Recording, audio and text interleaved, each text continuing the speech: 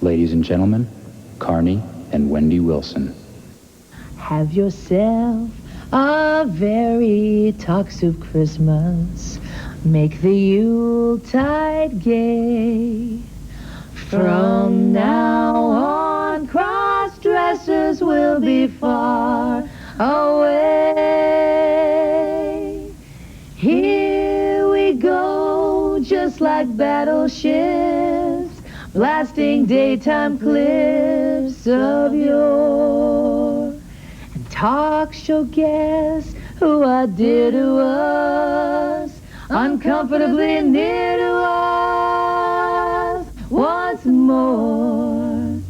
Through the years, we all will be together if Greg is around, showing clips of madness that his staff has found.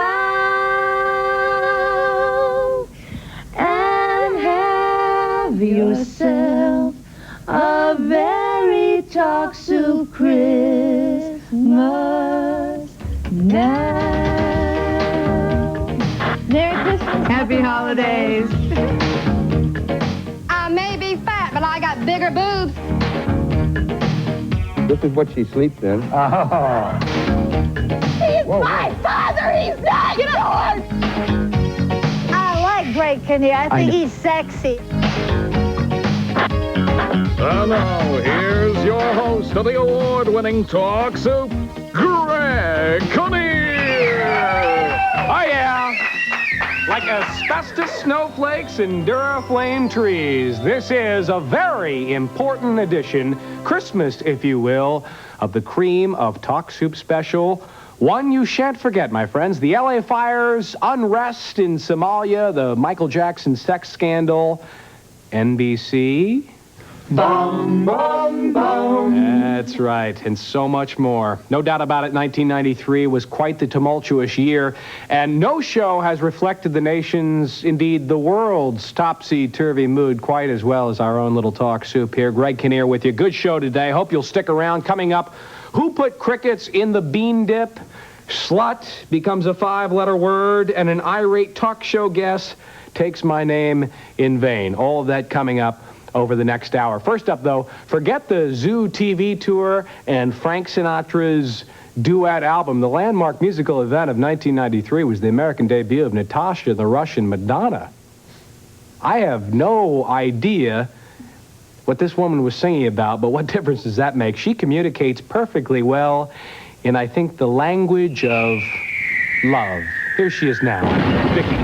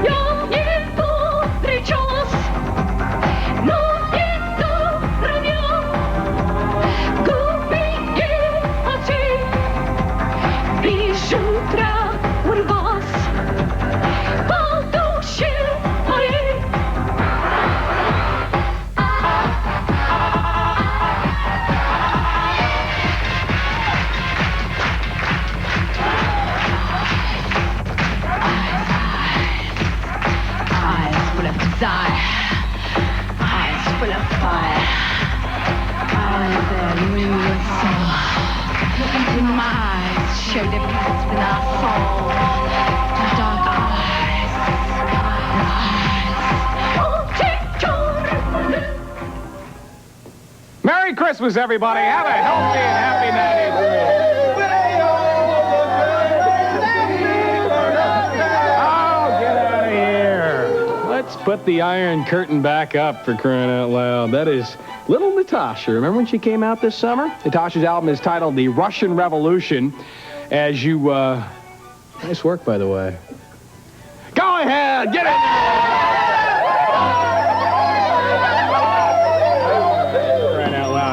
Believe it or or not, Natasha's legs, this is a true statistic, are actually insured by Lloyd's of London for $5 million. Is it any wonder? Oh, yes. Speaking of musical legends, folks, Elvis may have retired to that big nightclub in the sky, but he's not as far off as you might think. According to this next guest from the Jerry Springer Show, the king is alive and well, and he lives on Venus. Well, what about Elvis? Tell me this Elvis thing. Okay, you want to know about Elvis? Yeah. Okay, Elvis, I'll try to, capsulize it. Of my immediate family on Venus, there are 66 of us children, okay? We sometimes split ourselves up into divine complements or twin flames. Elvis, who you call Elvis, and by other names when he was here before, we call him Thorn. Okay, Commander Thorn. I'm Commandress Venus. Or, as she's known around the intergalactic water cooler, Her Majesty Princess Bonkers, I believe. Venus says there are thousands of Venusians living and working among us, even as we speak. Oh, there's one now. There you go. In 1993, several talented celebrities passed away, including Frank Zappa, River Phoenix, Don Amici, Brandon Lee. But 1993 was also, and this, of course, sort of cushions the whole factor, it was also the year that Marilyn Monroe returned from the great beyond. No, please. Yes! I'm afraid it's true. She chose a psychic named Dr. Lucille Edwards as her channeler, and fortunately, Morton Downey Jr. was on hand to welcome her back to the realm of the living.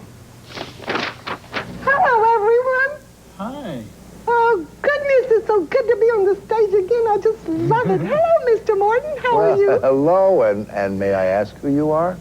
I am Marilyn. I'm Marilyn Monroe. Marilyn Monroe. I just love coming through this body. She's so much fun to come through. You know, she allows us to come through, and she doesn't push us out and say, why are you here? She goes with us, and she allows us to come in, and it's such a joy. It's nice to meet you again. Well, it's nice to have you here. Did you know that I've seen you before? Yes, as a matter of fact, on Lexington Avenue and 53rd Street in front of Bickford's when you had that picture taken at the subway grate. Oh. I was there as a young boy watching that from across the street. Those were good days. You were one of my fantasies. Oh, thank you. But then you were the fantasy of millions of Americans, some with great power, some who perhaps were afraid of the power that you had in knowing so much about them. Well, that's true. That's why I'm over here, you know. Is that what caused your early demise? Yes, some of it. I had a little help moving on this side of the veil. At least she's getting some kind of help. Dr. Lucy can also channel the spirits, as it turns out. This is true of Abraham Lincoln as well as John F. Kennedy. And apparently, this is amazing, Bianca Ferrar. Do we have that footage? Hello, everybody. I'm Bianca Ferrar. This is E! News Daily, our 30-minute look at the latest in entertainment news. Wow. Our own little Bianca there. She's got that down. She's channeled as many as 40 different people in one sitting. Nice of Mort to show up in a pair of Izod shorts and a spaghetti-stained T-shirt for Marilyn's big debut. Without a doubt, the most eye-watering clip that comes to us this year is from Joan Rivers. This one is not for the faint of heart or the tender of nipples. Her name, I should say his name, is the amazing Mr. Lifto. Do you remember this guy from a couple of months ago? He's the featured performer with the Jim Rose Circus Sideshow. What else can I say but... Ladies and gentlemen, 11 pierced body parts. 2 of them are the nipples, and what he's about to do will make Dolly Parton look flat. There you go. Don't try this at home. Go to a neighbor's house and get real good. Look at this. A Dolly Parton body double, only at the Jim Rose Circus Sideshow. There's a balcony. He can do Shakespeare from. You're not looking. You're not looking. You don't get your money's worth if you don't look. Look at that. I think he's going to lactate. I think he's going to lactate. Oh, oh, oh. Beautiful. Beautiful.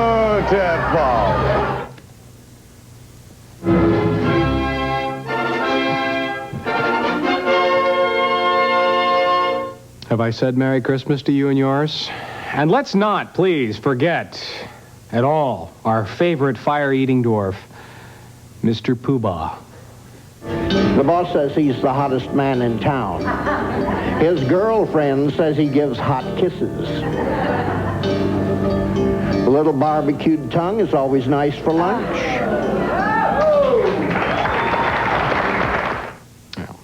That doesn't get you in the holiday spirit. I don't know what will, my friends. In a moment, a name-calling match between a full-figure gal and her skinny sister-in-law and a similar war of words between two feuding stepsisters. It'll get ugly here next. My mother cleaned, did your laundry. You wouldn't even go out and get a job. Me, but He nobody fixed your has car. He ever got done you a my car. laundry, Denise. Marcy, you did nothing but father, Denise. You didn't get a job. He supported you. You went. Life, Denise. He is my father.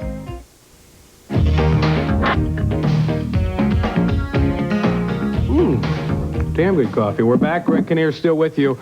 Gives me great honor right now to introduce our official 1993 Talk Soup ice skating team of Christy Yamaguchi and Scott Hamilton. Here they are. It's just, yes, we're very excited.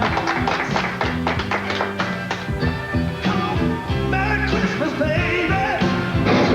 You sure treat me nice. Well, okay. Yeah. What color medal was that? I think Ricky Lake hit the nail on the head when she referred to these next two guests as a couple of live wires. These ladies, yeah! Yeah, they're spunky, all right. They're outspoken. Hey, they're feuding sister-in-laws. Take a look. Linda is always looking to ruin Barbara's diets and will even make her a plate of fudge when she knows Barbara is starting to lose some weight. Linda says Barbara's just jealous of her because she's so skinny. Really? That's right. Yeah. Because I know I'm fine. Oh, please. Don't y'all think I'm fine to have 4 youngins? Hey, but I'm tons of fun.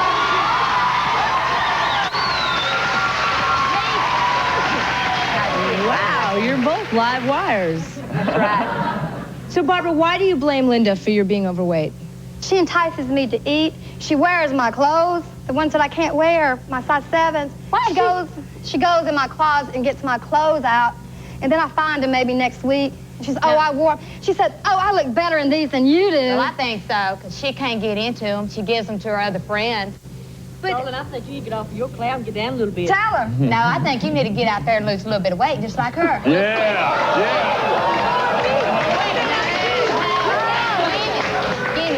Excuse me, ladies.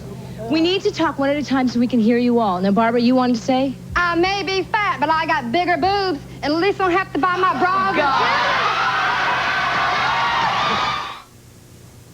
Well. Todd, one more time in slow motion, if you could, please. I may be fat, but I got bigger boobs. I thought that's what she said.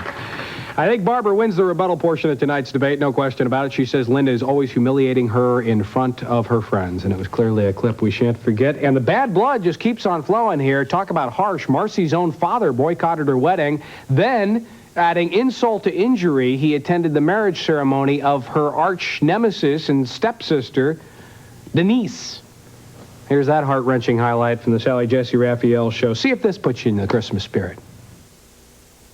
Denise, this is none of your business. It is my business. My father, It's not yours. He went to your wedding. You only call your father when you want something, and when you lived with your father, he supported you, he bought you your cigarettes, he fed you, and you didn't want to do nothing. My mother cleaned, did your laundry, you wouldn't even go out and get a job. Me, but He nobody fixed your car, has he ever got done you a my car. laundry, Denise. Marcy, He you did is nothing my but father, Denise. You didn't get a job, he supported you. You went. Life, Denise, he is my father. He's not yours. Well, you don't call him. You don't try to. He is mine, though. He went to your wedding. He went to my wedding. His name was on your invitation. You met a guy. Big deal. Marcy. But he went to your wedding. That's right. You've gotten my family to go to your wedding, to go to your things. This is my family, Denise. This is my life. The reason why I went to her wedding was because you were informed a year before her wedding. You were asked to come to her wedding. But you wouldn't come. That's you rather right. go to your girlfriend's went wedding. To her wedding. No, you rather go to your girlfriend. My uncles, my grandmother, my whole family went to her wedding. Marty. Well, you could have been at there. You wouldn't let me send them invitations. Apparently, the wedding. You could have came to Denise's wedding, I but don't no. care about Denise. I don't want to go Well, to your her whole wedding. family was there. You're just saying. Why couldn't they come to mine? Greg. Back on. Oh. What? Back on.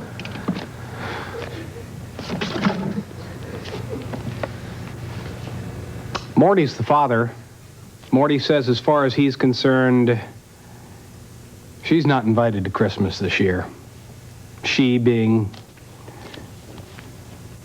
Wow, I am confused. Marcia, 1993 is history, but our Talk Soup year and special lumbers on. We return the last curtain call of a rock and roll terrorist, and Japan's latest musical export corners the market in Aquanet. What are you? Oh, I am the Lord of the Darkness. We come from another dimension.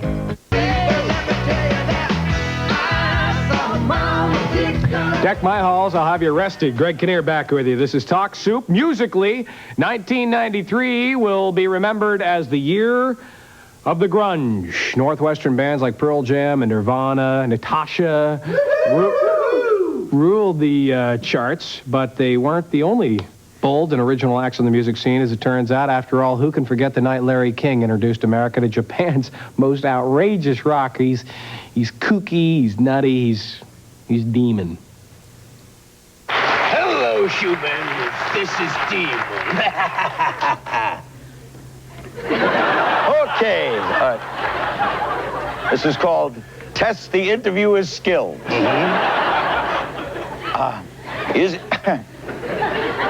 did you start out in this business? This business? What business are you in? Well, what are you? Oh, I am the Lord of the Darkness. We come from another dimension. Another dimension? Yeah. In other words, this is you. This is not someone dressed up as you. No, this is me. This is real my stuff. Okay, do you ever go into a normal appearance? So, yeah, like, well, normal, like most of the people in the room here. Like, don't you feel a little different than the rest of us? Oh, sometimes. Yeah. And while we're on the subject of rock and roll boogeyman, let's visit right now G.G. Allen. Do you remember G.G., John? A little friend of yours, wasn't he? I hope not. Seems like such a happy-go-lucky guy. Sure, he had that brooding rebel without a clue persona, but beneath it all beat the heart of a closet up with people fan, I believe. See if you can see what I'm talking about in this highlight from Jerry Springer. Rock and roll is revenge. Rock and roll is your enemy, and I'm your enemy. And what do you do at your concerts?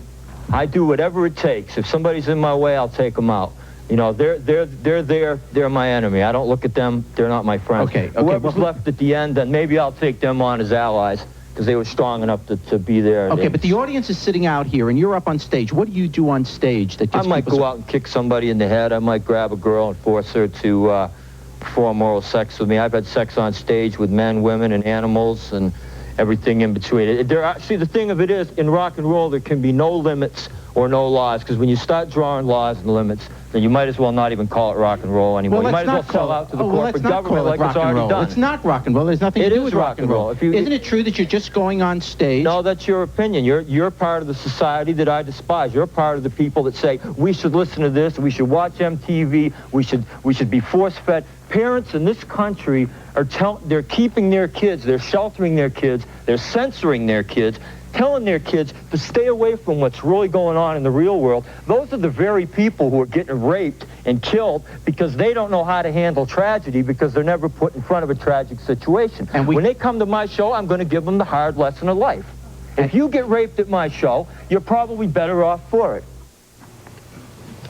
He has discontinued those shows because he died of a drug overdose about 6 months ago. G.G. Allen. When we return, Joan London jumps off a bridge, and yours truly becomes the subject of a nasty, heated talk show debate. It's coming up next. I've had it with you, Kinnear. I'm gonna get you. It's me and you, Kinnear. Me and you, Kinnear. A special soccer to me celebration in the original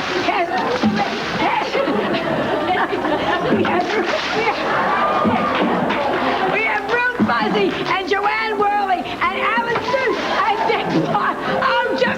the show. Okay, okay. Ah, we remember it well. Joan Rivers there. Greg Kinnear back with you. This is the Talk Soup year-end Big Cream of Special, the show that stubs your mistletoe. All throughout 1993, Ross Jeffries was trying to pass himself off as the world's nerdiest Don Juan. His facade didn't impress our Talk Soup staffers, Beth and Paula, Kara, when he asked them out. Okay, Mark, you too. Naturally, they both turned him down flat as a pancake, but let's not get into that. The fact is, Ross has a bit of chip, a bit of chippage on his shoulder when it comes to this show and your humble host in particular. I think this speaks for itself. I don't necessarily think that people get on talk shows for any other reason than they are trying to establish who they are as an individual. I agree with what she says because I think people watch them because it's like a public stoning. You get to get the bad guy in the pillory. I don't you get think to throw that's your true. verbal brickbats. I don't know that that's been people my sit in experience. an audience and think that a person is necessarily bad if they're not just necessarily totally off the track. Why are we talking about just watching the guest? I mean, we're not watching talk show just for the guest. I don't. You I watch for the talk show for the host. Speaking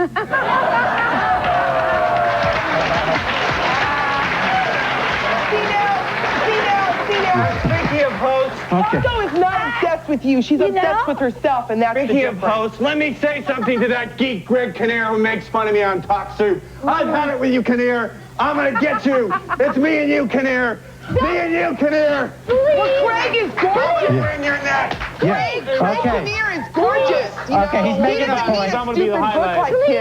Hold on. Please do not say anything about Greg Kinnear. Oh, she's got a thing for Greg now. Yeah. Okay, hold on. I like Greg Kinnear. I think he's sexy and I know. hot. You know, I tell you what. Yes. Coco, I'll give you his number. You call him.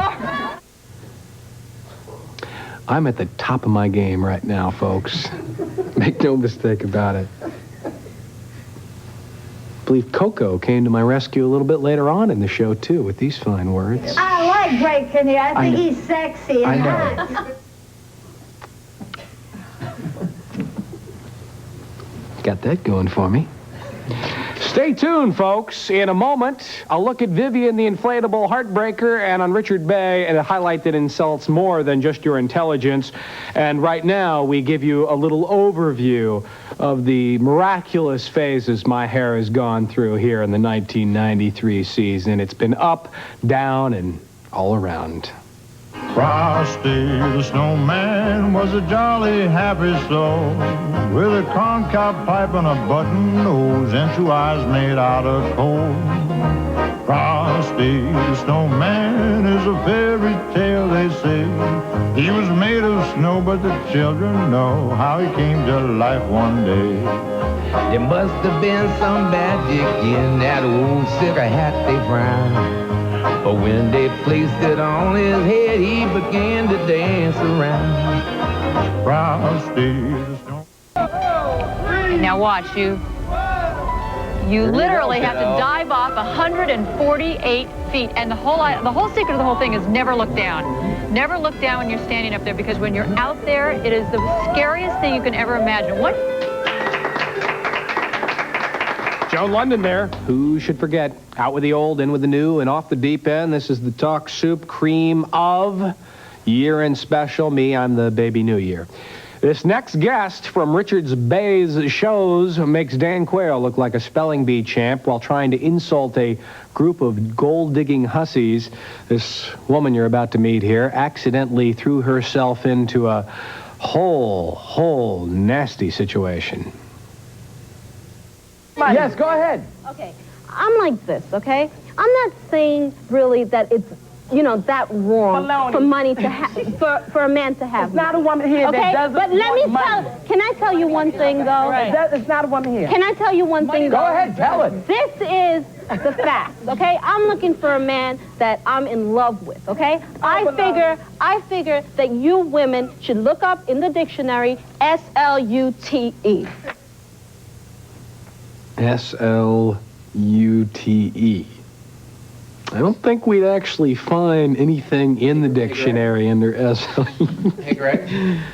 Yeah, Perrin. Yeah, isn't that the 3/4-inch carbide-tipped thresher blade on the Gandy Robander turbo electro tractor? Whatever. Okay? Little Miss Picky over here. Nice hat. Remember when you were a teenager and you were embarrassed to be seen in the presence of your parents? Be very grateful this next guest from the Maury Povich Show wasn't your dad. Showed this guy, I guess, about 6-7 months ago. Chick's daughter and daughter-in-law are full-grown, but they're still horribly ashamed of him. And I think, I don't know, but I think it might have something to do with his plastic sweetheart, you know, his inflatable doll, Vivian. He can't understand why his daughter Jennifer or his daughter-in-law Brenda would be embarrassed by his life-size, blow-up doll traveling companion named Vivian. Now, let's get this straight, Chick. You dress up Vivian, and the two of you go out. Oh, yes, we've been to several nightclubs. She's been up on band. She's been down the, we go down the Colorado River on a float. She's been down the float. She's made the 6 o'clock news in Arizona. It's a lot of fun. Although she's a blow-up doll, she's expensive to buy clothes for. Uh-huh. You buy clothes for her? Oh, yes. I didn't bring one. I brought this one, though. Oh, boy. This is what she sleeps in. Oh. You know, I thought... It's like the chickster's been blowing a little too hard. And Vivian. That was a gecko earring, in case you were wondering. A little strange, but Vivian seems to like it. The sexual revolution may have fizzled out years and years and years ago, but that doesn't mean people are no longer interested. As it turns out, in erotica on film, 1993 brought us such sexual scorchers as Damaged, Body of Evidence, and Sliver. And on television, it brought us this clip from the Joan Rivers Show. Meet Brenda Lone, author of the Encyclopedia of Sexual Practices. I gave a lecture at the National Sexuality Symposium. Someone came up to me and said, well, you left out licking eyeballs. I'm going, okay. And so he told me the story about he and this girlfriend, she used to like to lick his eyeball. And I thought, well, do I put that in my encyclopedia or not? That's probably the only person in the world that has ever licked an eyeball. So I thought, no, I'm not going to do it. Then I gave a lecture in Palm Springs. And this person came up to me, you didn't have licking eyeballs. So I have ran into several people, so I put it in the book. What are some of the really other strange things? The Barbie doll head. There's a guy, this was at the Presidio Hospital in San Francisco, that was shaved Barbie doll heads. He would shave the Barbie doll it first and swallow it, and they did an x-ray of the stomach. This is how they found out. He had 6 or 7 Barbie doll heads in the stomach. And the only explanation he gave was that it was pleasurable. I've talked to other pleasurable, that it aroused him pleasurably? Right, definitely. So he couldn't have an orgasm unless he had eaten a Barbie doll head?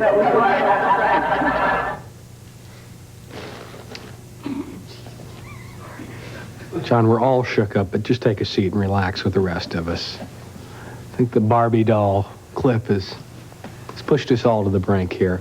Hey, Merry Christmas, by the way. Building inner confidence is no easy task, but this next guest from the Montel Williams Show discovered her own unique way of tackling this very tricky dilemma. Instead of reading self-help books and attending codependency seminars, she simply appears in porn films. These days, she's proud of her X-rated legacy.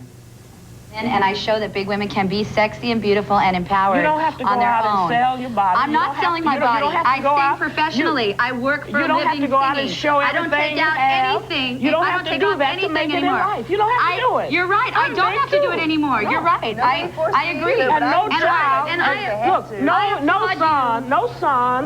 child at all will understand his mother. Look, my son doesn't have to understand what I did in the past. My son understands now that I work hard for my money. Okay, I you know what? Wait, I but hold on, sing hold on. professionally every night of the Okay, week. But lady, You know, wait. that's how I make money now. Well, hold on a second, Candy. But what happens when your son hits age 14 and he's sitting in the classroom? He's 13 now. Okay, so now he's 14, or he's 13. He's sitting in a classroom, and someone walks in, another kid who's being harmful and hurtful walks in and sticks the video in, the X-rated video into a television monitor in the classroom and says, this is is Mom Candy? And everybody in the classroom now is watching Well, Mom. first of all, It's my embarrassing. It's embarrassing. Is this my question? Is this my Yes, question? yes. First of all,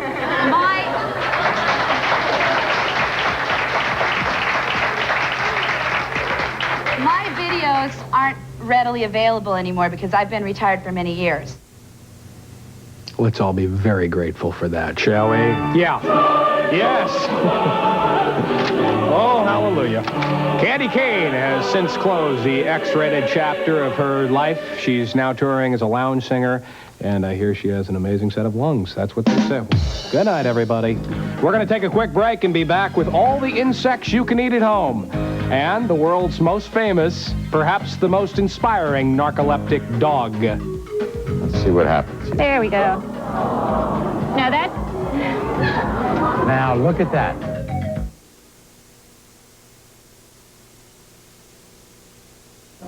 No, Greg Kinnear's not in this afternoon. Soup boy. What? I said soup boy, soupy boy. Phil Hardman. Greg Kinnear, I'm a big fan of yours. How you doing? I wish I could say the same for you, my little daytime spin doctor. Is there some sort of problem, or? Is there some sort of problem, or some sort of problem, or? Yeah, there's a problem. The lump between your shoulders, that's the problem. All right, look, I gotta go. I don't... You know, you're not so cocky without all those spoons floating around your head, are you? Is this some sort of joke? Yeah. This is the joke. Oh, God! Phil Donahue's a friend of mine, and Jenny Jones was my first wife. Hold on, little buddy. Wise-ass hosts who get their butt kicked on the next Maury Povich. I'll see you in hell, soup boy! Soup boy! Remember this next time you make fun of men who wear women's clothing. It's just a choice. Hey, it's Phil Hardman. Hi, everybody. He's a jolly good fellow. Yeah, get out of here. Keep on walking, as far as I'm concerned. That was the year that was. This is the soup that is. Greg Kinnear back with you. If we're...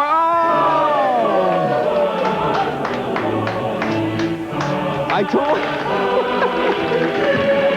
Bring it here, bring it here. Yeah.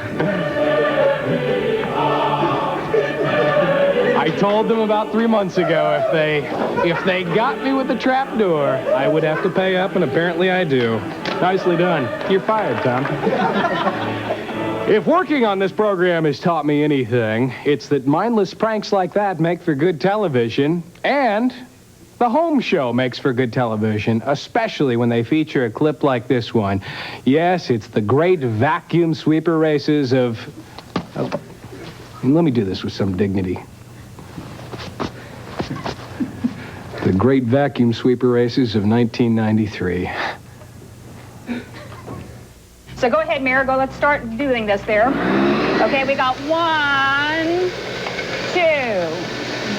3. Does this remind you of home, Mary? 5, 6, 7, 8. Okay, stop that. That's it. Okay. There's still quite a bit of stop that thing. How does that seem to you, Mary? Like I'll need a bath whenever I get through vacuuming. It's all over your shoes. All right, well, we can eyeball a few things left here on the carpet. Let's try this one. And Okay, this was the one with that the said was... Panasonic, so step over here, Mary. This was the one Get this that started. Consumer Reports said That's they liked. right. So we're going to do 8 swipes with this one. Okay. 1, 2, 3. Wow. 4. Pretty impressive. 5, 6. Well, see, now that's just some of the fun you can have with vacuum sweepers. This mess. Oops, sorry. 1993 was also a great year, my friends, for narcoleptic dogs. In fact, according to the Chinese calendar, it was, I believe, the year of the narcoleptic dog. Here on Talk Soup, we watched a friendly dachshund. What kind of dogs are those called? Wiener dogs. Fall asleep after nibbling some doggy treats from his master's hand. The fact is, this little guy zones out every time he tastes a bite of food. Narcoleptic dogs. Maury Povich.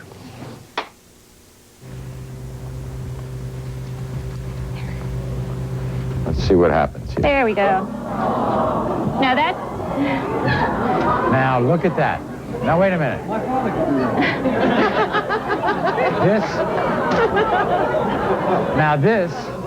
Now this is no trick. This is no trick, is it? This is cataplexy. He has gone into a state of cataplexy. His limbs are very flexible. He is in a state of atonia where he cannot move. He is awake. You can see his eyes are open, but he is paralyzed. Wait a second. He is awake or his eyes are just open? He is awake. If he stays in this state long enough, he will go into REM sleep. How about that? Wow. There he goes.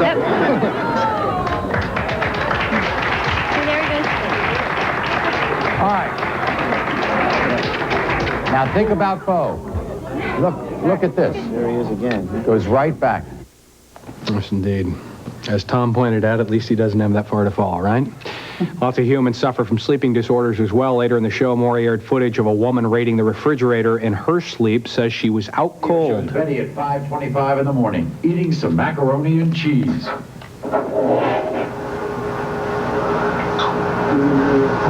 She washes it down with a swig of milk.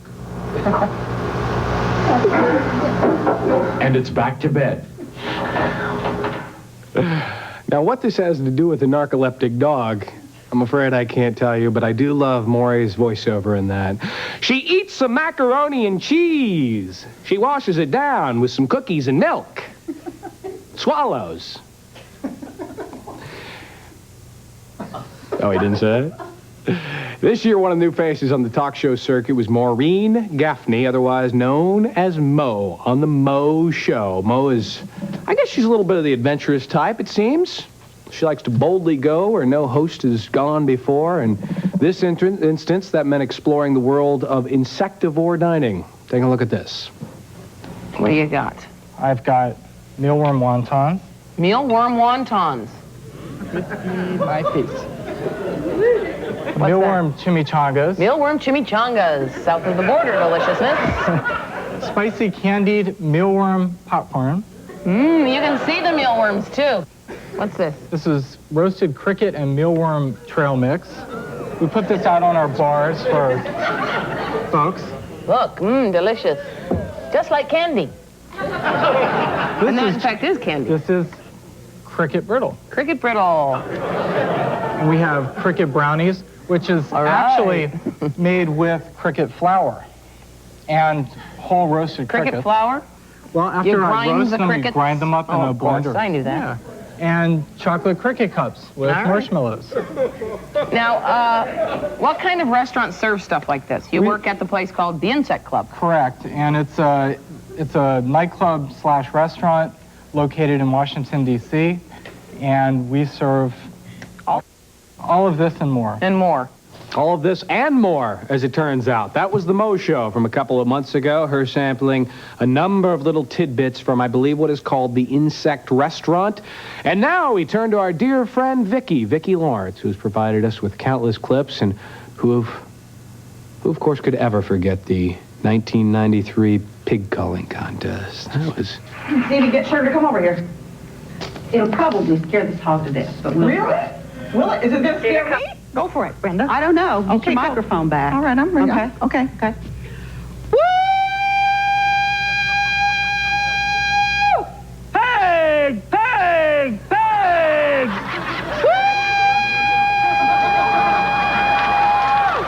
Pig! Pig! Pig! Woo!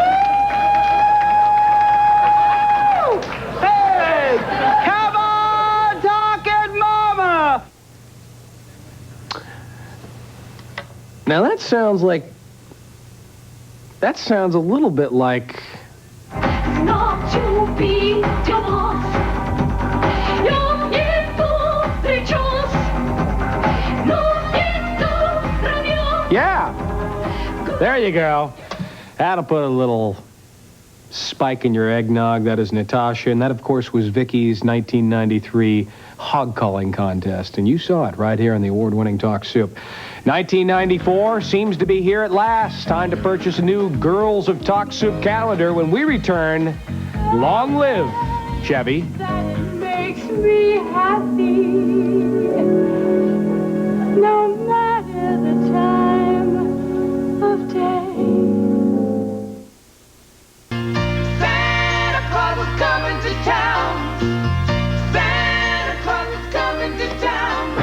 We're back. I'm the Grinch Who Stole Christmas. This is the Talk Soup year-end cream of big Yabba Babba Boo special. Now, the talk show war is certainly heated up here in 1993, no question about it. Perhaps the most battle was done in around September, and the most high-profile casualty was probably Mr. Chevy Chase, who had his own late-night program, of course, on the Fox network. Billboards advertising the show promised Chevy was going to fill the late-night gap, but in a matter of weeks, Fox was back to filling their late-night gap, as it turns out. Not that there's anything wrong with that, and quite frankly, I think an enormous amount of leeway should be given to anybody starting up their own new show. But we would be remiss without looking back at Chevy now with this touching bit of footage from his very, very first show. As for your smile, it's lyric, friendly and warm as a summer's day. That face is just a miracle. How could I ever find words to say the way that it makes me happy? No matter the time of day, I'll find in your book what I find when I look at that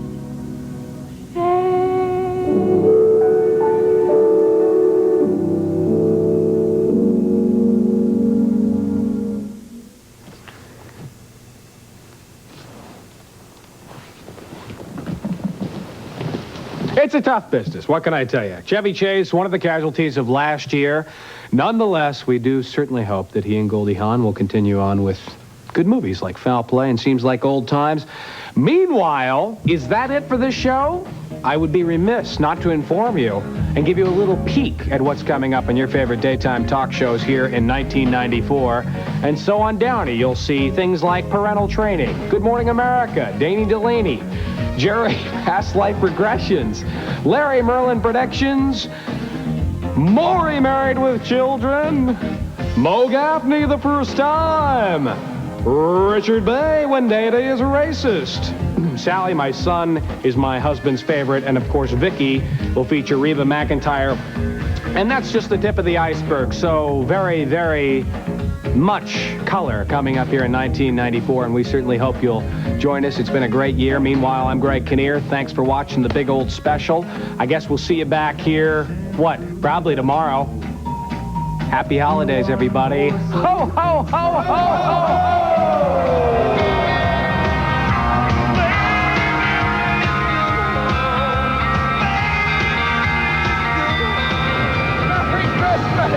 Merry Christmas to you, sir. Merry Christmas. Merry Christmas to you. On Johnny, on Karen, on Mark, on Ken. Merry Christmas. There you go.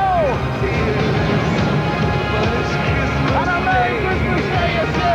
There you are. Merry Christmas.